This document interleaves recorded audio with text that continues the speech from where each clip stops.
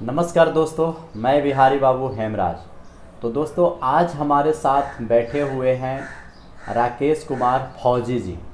एक फौजी से कैसे भोजपुरी सिंगर हुए, आज आपको पूरा क्लियर पता चलने वाले हैं, क्योंकि आप देख रहे हैं कि एक हमारे सामने देश को रक्षा करने वाले, सीमा पर डट के रहने वाले और सीना तान के रहने वाले और शेर की तरह दहाड़ने वाले और गरजने वाले राकेश फौजी जी को हमारे बिहारी बाबू यूट्यूब चैनल में आपका स्वागत है। जितने भी दर्शक जो इस चैनल को देख रहे हैं सभी को मेरा प्रणाम, और साथ में हेमराज जी को स्पेशली जय हिंद। क्योंकि मैं फौजी हूँ तो जय हिंद तो हमारे जुबान पे होता है, और समस्त दर्शक को मैं पाँव छू के प्रणाम करता हूँ। ये भोजपुरिया लैंग्वेज में बा, क्योंकि हेमराज जी ने जैसा कहा कि मैं फौज से रिटायर हुआ और गायक बना, इसके पीछे बड़ी कहानी है। संगीत से कभी मेरा कोई रिश्ता ही नहीं था। जब मैं रिटायर होकर आ रहा था तो हमारे साहब पूछे, जो हमारे कमांडिंग ऑफिसर थे, उन्होंने पूछा कि राकेश कुमार तू जाकर घर में क्या करोगे, बिहार में तो बहुत तंगी है नौकरी वगैरह का। तो ऐसे ही हमने बोला कि श्रीमान हम जाकर गायक बनेंगे। तो बड़ी खुश हुए, बोले कि ठीक है जाओ और अच्छा गायक बनो और जल्दी से गाना यूट्यूब पे चढ़ाओ। 31 दिसंबर 2019 को मैं रिटायर किया, और वही 15 जनवरी को मैं अपना फर्स्ट प्रोग्राम का ओपनिंग किया था, जिसमें हमारे क्षेत्रीय विधायक वगैरह लोग आए थे, वीरेंद्र बाबू, और काफ़ी प्यार मिला हमको। और मैं पहला गाना अपना होली का निकाला था पिछले साल फरवरी में। तो इस तरह से मैं आप सबों के बीच में, और मैं जो गायक बना टोटल में देखकर एकलव्य वाली कहानी है। जैसे मैं किसी गुरु के पास नहीं गया, अभी मैं गुरु को तलाश रहा हूँ, कोई गुरु मिले। लेकिन मैं पवन सिंह जी का, खेसारी लाल जी का, प्रमोद प्रेमी जी का, और ख़ास करके मेरा स्पेशल जिनको मैं बहुत सम्मान करता हूँ, आदरणीय भरत शर्मा जी, उनके गाने को सुनकर मैं यूट्यूब से, और आज मैं इतना सीखा हूँ और गा रहा हूँ। कब आप ज्वाइन किए थे फौजी में आप? मैं 29 अक्टूबर 2003 को मैं आरटी सेंटर हैदराबाद के लिए गया से डिस्पैच हुआ था। मैं तोपखाना रेजिमेंट में प्रशिक्षण प्राप्त किया हैदराबाद में। जो हमारे आर्टिलरी यानी कि जिसे हिंदी में तोपखाना कहते हैं, उनका हिंदुस्तान में 2 प्रशिक्षण केंद्र है, हैदराबाद और नासिक। तो मैं हैदराबाद से निकला, मेरा ट्रेड गनर, हिंदी में तोपची बोलते हैं। और मैं फर्स्ट पोस्टिंग मेरी हुई थी नथुला बॉर्डर में, चाइना बॉर्डर में, जो सिक्किम में है। और वहाँ से मैं रिटायर करते हुए यहाँ तक पहुँचा हूँ। उसके बाद अपने गांव बिहार आ गए जी। तो अच्छा ये बताइए, आप जिस समय आप फर्स्ट टाइम गए तो उस समय आपको क्या महसूस हो रहा था जब ज्वाइन किए? तो जी, जब मैं सिविल से आप लोग जैसे भाई लोग के बीच में अपना तकरीबन सुनहला जीवन बिताया, बचपन बिताया, जवानी में जब मैं पहुंचा, और मैं जब फौज में गया, फौज में काफ़ी अनुशासन लगा हमें। और फौज में एक चीज़ लगा कि एक गिद्दड़ भी जब फौज में पहुंचता है तो लगता है कि शेरों के बीच में आ गया है, और एक गिद्दड़ भी शेर हो जाता है। वहाँ पे 4-5 चीज़ मुझे बहुत अच्छा लगा। सबसे पहले जीवन जीने का तरीका, बात करने का तरीका, उदंडता को बिल्कुल वहाँ पे रखना नहीं अपने साथ। क्योंकि फौज एक ऐसी संस्था है हेमराज जी, जहाँ पे बाघ और बकरी, देहाती भाषा में कहा तो एक घाट पर पानी पीते हैं। आपके साथ 100 लोग दौड़ रहे हैं, अगर एक कमज़ोर दौड़ने वाला तो उसे भी साथ में लेकर चलना है। ये हमारे संगठन का एक बहुत बड़ा वसूल है। और सबसे बड़ा वसूल है हमारे संगठन का राष्ट्र प्रथम, यूनिट प्रथम, अपने सीनियर अधिकारी का इज्जत प्रथम, और उसके बाद अपना अनुशासन प्रथम। मतलब बहुत ही नियम जो होते हैं काफ़ी कड़े होते हैं जी, और कड़े के साथ होते हैं कि बहुत सारा चीज़ सीखने को मिलता है जी। जैसे कि आपने एक अच्छा चीज़ बोले, बहुत ही अच्छा वर्ड का यूज किए आपने कि कोई भी व्यक्ति अगर आपके साथ दौड़ रहा है और अगर गिर जाता है तो उसे भी साथ लेके चलना है। ये बहुत बड़ी बात है दोस्तों। आप लोग को भी सीखना चाहिए कि अगर कोई भी आपको सहपाठी, अगर कोई दोस्त आपसे अगर बिछड़ता है, आप रास्ते में अगर चल रहे हैं एक साथ, तो उसे भी साथ लेकर चले तो बहुत ही अच्छा रहेगा। एक सीख मिला आपको फौजी राकेश जी से।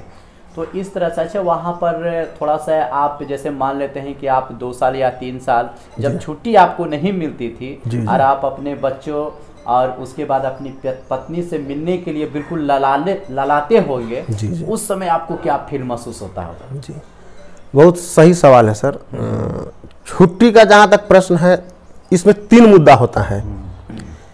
जब हम शुरू भर्ती हुए थे तो उस समय मोबाइल बिल्कुल नहीं था, तो मोबाइल ना होने की वजह से लेटर पहुंचता था घर से, उसमें सारा सुख दुख लिखा होता था। तो आदमी का जो 3 टाइम छुट्टी है, 2 महीना एनुअल लीव 60-62 दिन का है और 30 दिन कैजुअल लीव, वो छुट्टी मिलती है।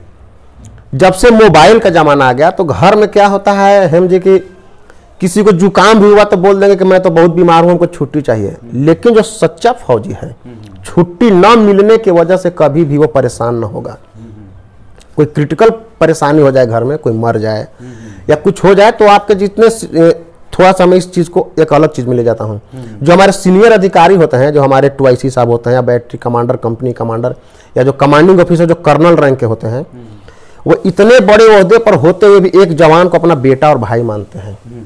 इसका सबसे बड़ा उदाहरण है सर, हमारा जूता यदि पॉलिश न किया हुआ है, ब्लैक जूता हम पहनते हैं ड्रेस में, पॉलिश ना हो, तो कर्नल रैंक के अधिकारी बोलते हैं यार आपका जूता पॉलिश नहीं है, आपका हेयर कट सही नहीं है, आपका नाखून बड़ा हुआ, दाढ़ी अच्छे से नहीं बनाए। इसमें कुछ लोग निगेटिव लेते हैं कि हमको तो उसने डांट मारा, लेकिन डांट नहीं है, वो आपका गुरु है। क्योंकि देश में आज अगर सबसे ईमानदार संगठन कुछ है तो इंडियन आर्मी है, एयरफोर्स है, नेवी, जो भी मतलब सेना से जुड़े संबंधित है जी। तो छुट्टी मिल जाती है। अगर कोई ब्लेम करता है कि हमको छुट्टी नहीं मिल रहा है, तो छुट्टी का एक प्रावधान है सर। मान लें कि देश के लिए ज़्यादा जरूरत है, लड़ाई लग रहा है या कोई प्रैक्टिस चल रहा है, तो उस समय आप बोलेंगे कि मेरे ताऊ के लड़का का शादी है, तो आपका ताऊ, साला, साली, इन सबको शादी देखिए या तो फिर फौज में नौकरी करिए। अच्छा। तो छुट्टी का आज तक फौज में कहीं दिक्कत नहीं है, खाने पीने का कोई दिक्कत नहीं है। और फौज में जिसे दिक्कत हो गया वो कभी भी आम जीवन नहीं जी सकता, नहीं जी सकता जी।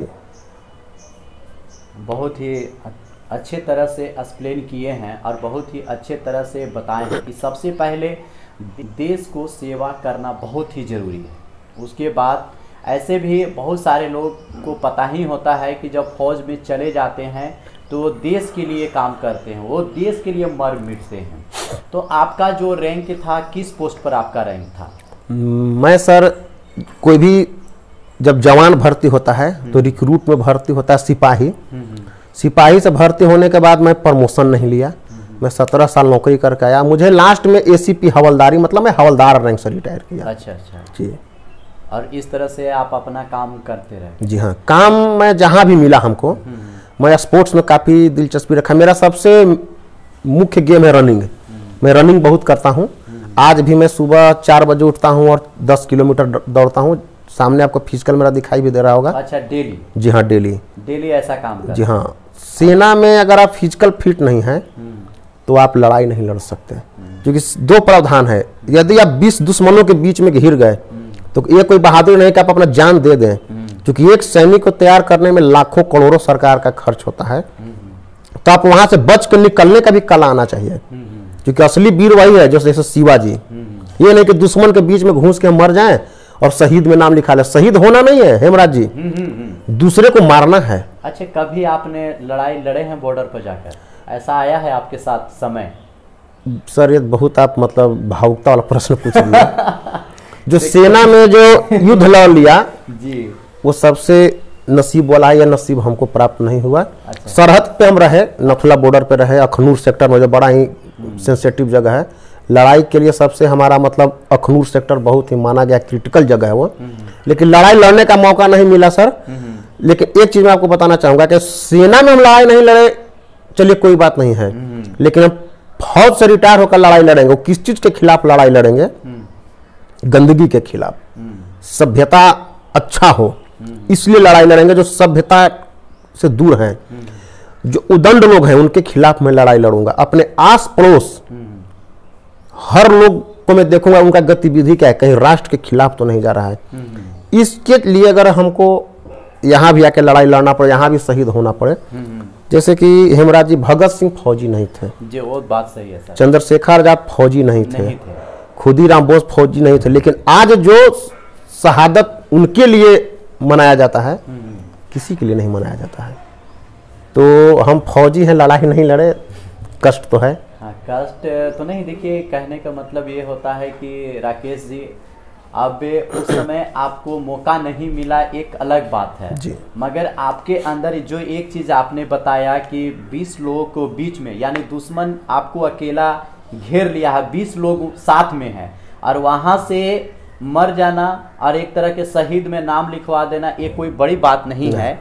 मगर वहाँ से 20 लोगों के बीच से अगर बच के आप आ जाते हैं, वही सबसे बड़ा समझिए कि योगदान है या बलिदान समझिए कि है। इसमें दो चीज है हेमराज जी, मतलब बच के आने का मतलब ये नहीं कि हमारे फिर देश में कहीं घुस के देश को बर्बाद करें। अगर उस तरह का पोजीशन बनता है कि आप फिर मरना ही है तो उनको मारते हुए मरना भी है। अच्छा, दोनों काम करते जी हाँ, दोनों काम करते हो, लेकिन ये नहीं कि जज्बात में आके राष्ट्र का बहुत नुकसान कर देना है। क्योंकि यदि आप वहां से नहीं निकलते हैं, आपको जिंदा पकड़ लिया जाता है, तो फिर आपको इतना टॉर्चर किया जाएगा, इतना तंग किया जाएगा, इतना मारा जाएगा कि आप हो सकता है टूट जाओ, राष्ट्र के कुछ सीक्रेट चीज बोल दे, बता दे। हाँ, इसलिए पहले तो पकड़ में नहीं आना है। दूसरी चीज है, आपका भी नाम हेमराज जी है, और कुछ दिन पहले आप एक घटना सुने होंगे, राजपूताना राइफल्स के 2 जवान का गर्दन काट के ले गए, जिसमें एक का नाम भी हेमराज था। अच्छा। उनको मैं सलाम करता हूँ, जय हिंद बोलता हूँ। जय हिंद। तो जब एक दुश्मन देश जब एक सैनिक का सिर काट कर ले जाता है तो बड़ी शिकायत होता है। तो एक फौजी को नहीं चाहिए कि अन्यथा अपने आप को किसी के हवाले कर दे। बच के निकलने के लिए वही सक्षम है जिसके पास फिजिकल फिट है, अंदर से मजबूत है। अन्यथा जंगल में शेर भी होते हैं और गिद्दड़ भी होते हैं।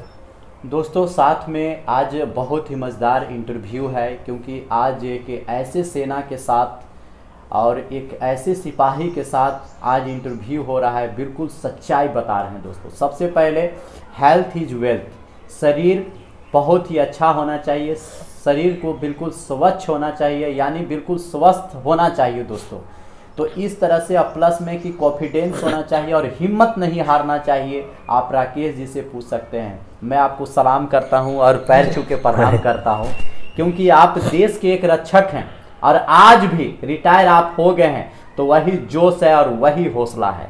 तो अच्छा, जब फौजी से जब यहाँ पर आए तो उसके बाद आपके पत्नी और बच्चे, उस समय का आपका माहौल कैसा लगा जब फर्स्ट बार यहाँ पर जब रिटायरमेंट होके यहाँ पर आए? तो जब मैं सेना से रिटायर करके आया तो सबसे बड़ी बात, मतलब हकीकत बताता हूँ, कुछ घरेलू स्थिति होती है।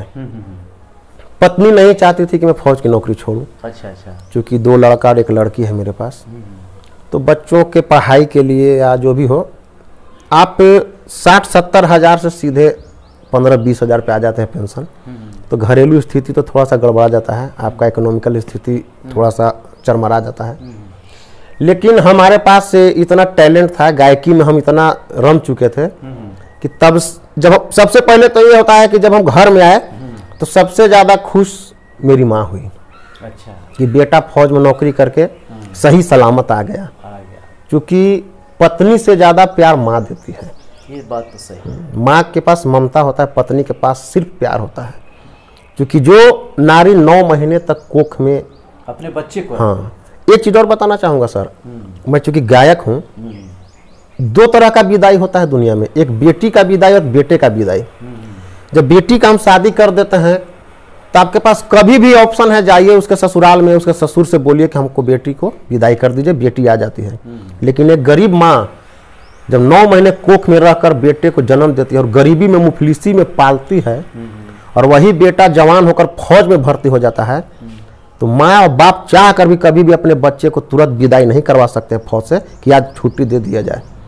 उसका कोई लिमिट नहीं है, कोई जिंदा आएगा या मुर्दा आएगा, शहीद होकर आएगा। तो जब वही बेटा अपने माँ के जीवित अवस्था में फौज से रिटायर होकर आता है तो उसकी माँ बहुत खुश होती है, बहन बहुत खुश होती है, भाई बहुत खुश होते हैं। पत्नी तो पत्नी है। वो तो खैर बहुत ही अच्छा। अच्छे, आने वाला जो आपका भोजपुरी जो गाना है होली का जी, और कौन से हैं आप मुझे बता दीजिए, और हमारे जो व्यूअर हैं, सब्सक्राइबर हैं, वो भी देख लेंगे। जी, अभी हम 4 दिन पहले 2 गाना गाए हैं।